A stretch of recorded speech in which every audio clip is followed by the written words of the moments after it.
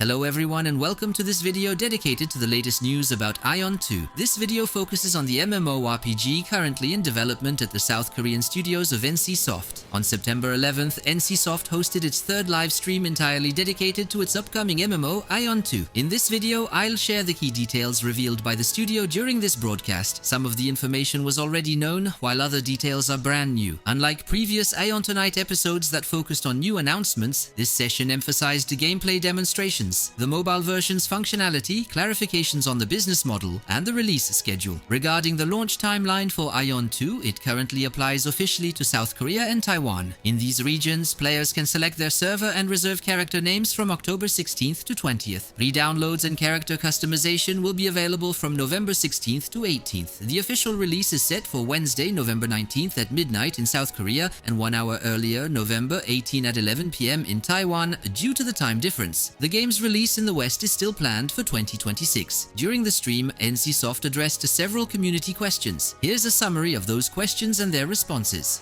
Question 1. The game seems designed for PC, so why does the user interface feel mobile-oriented? Studio's response: it's a bit of a bittersweet story. Initially, we planned for cross-platform compatibility between PC and mobile, requiring distinct interfaces for each. However, working on both simultaneously led to scheduling challenges. We decided to prioritize the mobile interface as the foundation and adapt it for PC later. The PC interface, which involves movable windows, is still a work in progress and not yet polished enough to showcase. That's why we presented the mobile-oriented version. We're actively improving the interface and will continue refining it post-launch to deliver a fully optimized PC experience. Question 2. If dungeon travel relies on teleportation, doesn't that eliminate opportunities for PvP with the opposing faction? Studio's response: this question likely stems from memories of the original AION, with areas like temporal rifts, where players could engage in PvP in enemy territories. In AION 2, dungeons focus on narrative progression, and excessive PvP could disrupt that experience. That's why we opted for interface-based navigation. However, we've packed open-world zones with content to ensure constant activity. Rest assured, PvP remains a core feature, with the Abyss always accessible. Players must first physically interact with a dungeon's entrance before unlocking automatic access via the interface. Dungeon rewards are capped to guarantee a minimum item acquisition, and the interface simplifies this process. The cap serves as a safety net for players. Question 3. What's the truth about Kuna, premium currency, Kina, in-game currency, and the trading system? Studio's response: the trading system will exclusively use Kina, the in-game currency. Early confusion arose from an initial submission that included Kuna, but this has been corrected. A new validation is underway to confirm a Kina-only trading system. For context, the studio refers to South Korea's age rating validation process, and the auction house will indeed use Kina, which is freely obtainable in-game. Question 4. The last stream mentioned an automatic mode. What's the truth behind this?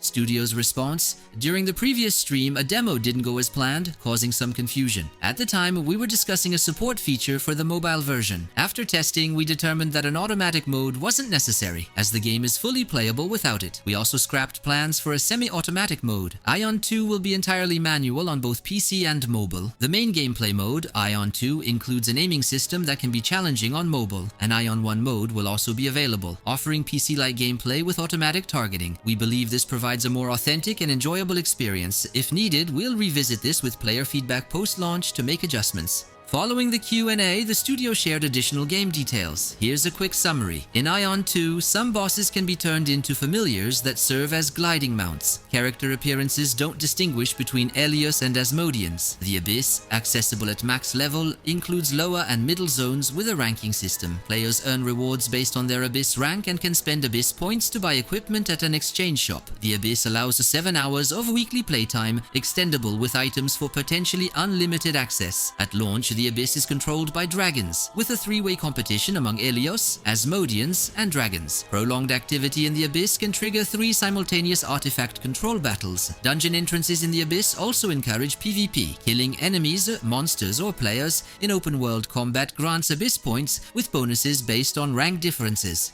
Kisks serve as group resurrection points. Cross-faction chat is disabled. If killed by an opposing faction, on-the-spot resurrection isn't available, and Kisks have limited uses. Abyss Return Stones allow instant returns without casting time. AION 2 includes in-game voice chat, enabling communication even in random groups. Joining a legion grants access to a hub-like airship with shops and crafting stations. Legions are designed as community spaces rather than competitive entities with no inter-legion conflicts or sieges. Players get a personal space within the Legion, which may later serve as a housing area. These airship hubs are visible in the game's sky, and players can jump off to glide directly to the mainland. Falling into water doesn't cause death, and aquatic content is planned. To prevent low-level zones from becoming obsolete, all regions scale to level 45 once the max level is reached. The developers noted that fast players could hit level 45 in under a day, as the core content begins post-max level. The business model centers on a subscription and a pass system. The subscription offers convenience features, while the pass provides additional rewards. Cosmetic items, costumes, weapons, familiars, wings have no stats and are sold at fixed prices without gacha mechanics. In-game cosmetic gear grants collection points with minor stat bonuses. The shop offers consumables purchasable with Kuna, premium currency, with purchase limits. Options like name changes, appearance changes, or slot expansions are available, along with tickets for extra activity entries. The business model emphasizes transparency and fair pricing. The subscription is expected to cost around 15,000 Korean won, approximately €9.